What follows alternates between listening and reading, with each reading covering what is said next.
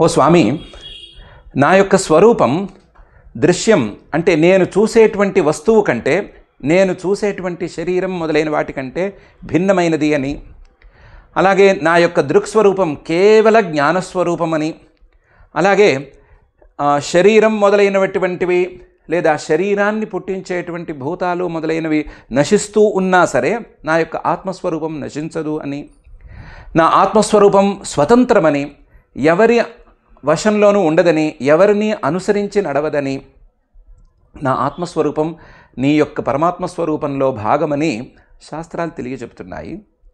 కాకపోతే నా ఆత్మస్వరూపం నాకు అలా కనిపించటం లేదు. నా ఆత్మస్వరూపం నా దేహంతోనూ నా ఇంద్రియాలతోనూ వీటన్నిటితోనూ కలిసిపోయే నాకు కనిపిస్తోంది.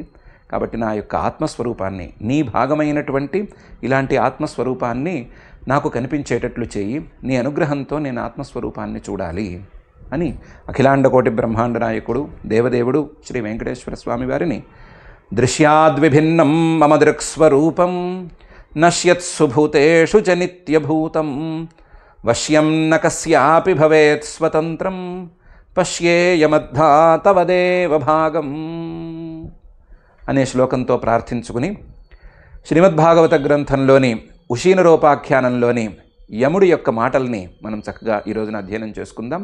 ఆ మాటల్లో ఉండేటువంటి ఆత్మతత్వాన్ని వెంకటేశ్వర స్వామి వారి యొక్క అనుగ్రహం ద్వారా అర్థం చేసుకునేందుకు ప్రయత్నం చేసుకుందాం.